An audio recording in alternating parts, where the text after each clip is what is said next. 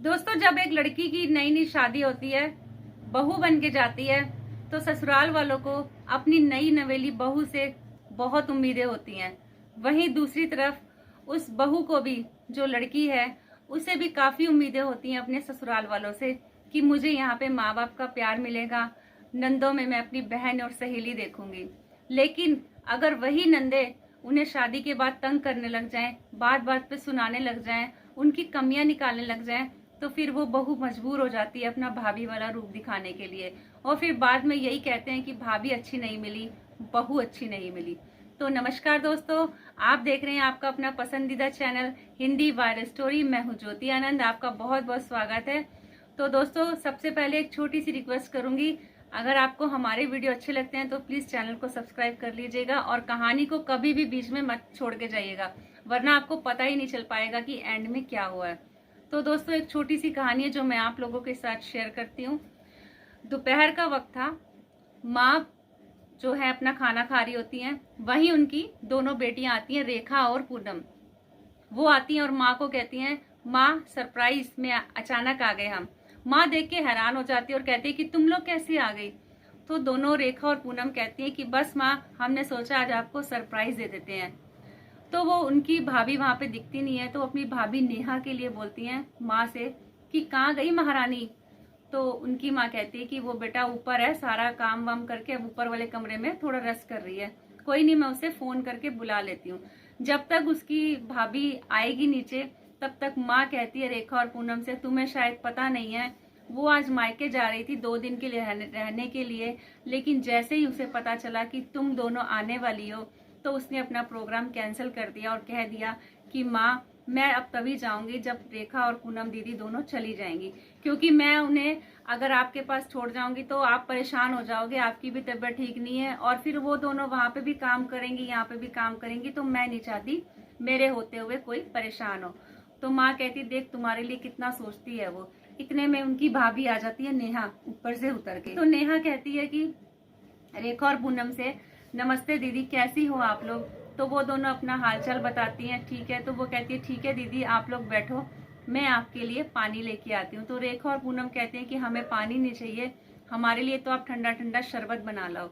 तो वो कहते हैं कि ठीक है दीदी, मैं बना लाती हूँ। वो शरबत बना के लाती हैं, तो दोनों कमियां निकाल देती हैं। कहती है कैसा शरबत बनाया है, आपको शरबत भी बनाना नहीं आता। तो वो कहती है कोई नहीं दीदी, मैं दूसरा बना लाती हूँ। तो वो फिर दूसरा शरबत बना लाती है। इसी तरीके से चलता रहता है, वो सुनाती रहती है, वो बेचारी चुपचाप सुनती रहती है। थोड़ी देर में रेखा और पूनम कहती है कि हमें तो भूख लग रही है, आपने खाने में क्या बनाया है। तो वो कहती है दीदी, मुझे तो पता नहीं था आप लोगों ने आना है, तो मैंने घिये की सब्जी बना दी थी, लेकिन आप लोगों ने अगर जो कुछ खाना है तो आप मुझे बता दो, मैं वही बना लूंगी। तो वो कहती हैं कि बाद में बनाना, अभी तो हमें पकौड़े बना दो, हमें पकौड़े खाने हैं। वो कहती है ठीक है दीदी, मैं बना के ले आती हूँ। तो वो किचन में चली जाती है, पकौड़े बना के लाती है। जब वो पकौड़े बना के लाती है, तो उसमें भी वो उनकी नंदे कमियां निकाल देती हैं। कहती है कैसे पकौड़े बनाए, कच्चे बनाए, आपको कुछ भी बनाना नहीं आता। तो वो कहती दीदी, मैं दोबारा सेक के ले आती हूँ। वो कहती ले जाओ इसको और दोबारा सेक के लाओ।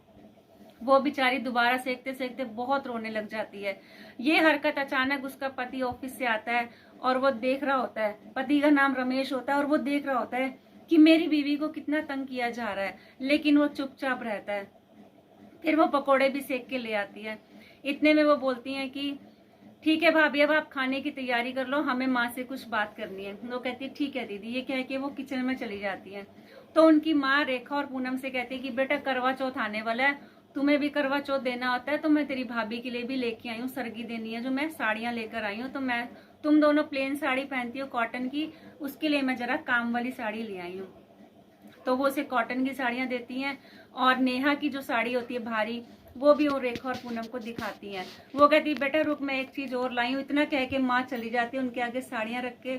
तो दोनों बहनें आपस में सलाह करती हैं चाहे कुछ भी हो जाए, मैं ये साड़ी भाभी को नहीं पहनने देंगे। तो वो दोनों कहती हैं ऐसा ही होगा, अब ये साड़ी भाभी नहीं पहनेगी, चाहे हम पहने ना पहने, लेकिन भाभी नहीं पहनेगी। तो वो जैसी उनकी माँ आती है तो कहती है माँ, हमें तो ये साड़ियाँ बहुत पसंद आ गई, जो भारी काम वाली अब 2 साड़ियाँ लेकर आए थे ना भाभी के लिए, हमें ये साड़ी बहुत पसंद आई, अब तो हमने यही साड़ी लेनी है। तो इतने में उनकी भाभी नेहा भी आ जाती है। नेहा कहती है कोई बात नहीं दीदी, अगर आप दोनों को ये साड़ी पसंद है तो आप दोनों ये रख लो, मुझे कोई दिक्कत नहीं है। इतना कह के नेहा वापस किचन में चली जाती है। ये सब हरकत जो उसका भाई है रमेश यानी नेहा का पति देख रहा होता है तो उससे बर्दाश्त नहीं होता और वो कमरे में आ जाता है और अपनी बहनों को बोलता है कि मैं तुम्हारी रग रग से वाकिफ हूँ, तुम्हें मैं बचपन से देख रहा हूँ, तुम जब से आई हो नेहा को तंग पे तंग करी जा रही हो, उसकी हर बात में कमियां निकाल रही हो। ये बात सुन के उनकी माँ भी बोल पड़ती है अपनी बेटियों को कि मैं ये बिल्कुल सही कह रहा है, तुम जब से आई हो उसको टिकने ही नहीं दे रही हो। तो उनका जो भाई कहता है लगता है तुम्हें इज्जत हजम नहीं हो रही है, जब से तुम आई हो वो तुम्हारे आगे जी जी जी जी करती घूम रही है, तुम हर काम में कमियां निकाल रही हो। वो बेचारी कुछ भी नहीं कह रही है, वो कहती है कोई नहीं मैं दोबारा बना लेती हूँ। और तो और उसने तुम्हारे लिए अपने मायके जाने का भी प्रोग्राम कैंसिल कर दिया कि तुम लोगों को कोई दिक्कत ना हो। लेकिन लगता है तुम्हें इज्जत रास नहीं आ रही है, तुम्हें तब समझ आएगा जब वो अपना भाभी वाला रूप दिखाएगी और फिर तुम जब भी यहाँ आया करोगी ना तो रोती रहोगे कि भाभी हमें पूछती नहीं है, भाभी हमसे झगड़ा करती है, हमारे आने पे मुंह बना लेती है। इसलिए अभी भी वक्त है, संभल जाओ और भाभी से माफी मांग के अपनी गलतियों का सुधार करो। माँ भी यही कहती है। तो दोस्तों वो भाभी जो उनकी बहनें होती हैं रेखा और पूनम, वो शर्मिंदा हो जाती हैं। वो कहती है भैया माँ हमें समझ आ गई है, ना जाने हमने कैसी भूल कर दी। उसका भाई कहता है कि देखो तुम भी किसी की भाभी हो, अगर तुम्हारे साथ भी कोई ऐसा करे तो तुम पे क्या बीतेगी। इसलिए तुम एक अच्छी बेटी एक अच्छी नंद तो बन रही हो, तुम आगे चल के एक अच्छी भाभी और बहू भी बन के दिखाओ। वो तुम्हारी भाभी है, तुम उसकी इज्जत करोगी तो तुम्हें इज्जत मिलेगी, याद रखना ये बात। तो उन दोनों को ये बात समझ आ जाती है माँ और भाई के कहने समझाने पर। तो दोस्तों ये छोटी सी कहानी थी। अगर समय रहते उनका भाई और माँ या नेहा की सास और पति अगर समय रहते अपनी बहनों को नहीं समझाता तो शायद ये घर टूटने से बिखर जाता। लेकिन उन्होंने समझदारी से काम लिया और बात को आगे बढ़ने से पहले ही, रिश्तों में खटास आने से पहले ही उन दोनों ने उन लोगों को वहीं पे रोक दिया।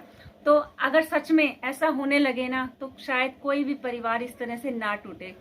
अगर हर सास और पति इसी तरह से अपनी बेटियों को समझाने लगे ना तो कभी भी नंद भाभी का रिश्ता कड़वाहट वाला नहीं होगा। तो दोस्तों ये छोटी सी कहानी थी, उम्मीद है आपको पसंद आई होगी।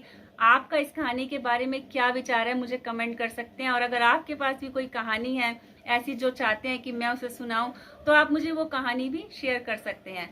तो इसी तरह की वीडियो में मिलते रहेंगे। अगर चैनल को सब्सक्राइब नहीं किया तो प्लीज सब्सक्राइब कर लीजिए। मिलते हैं अगले वीडियो में। नमस्कार, दीजिए मुझे इजाजत।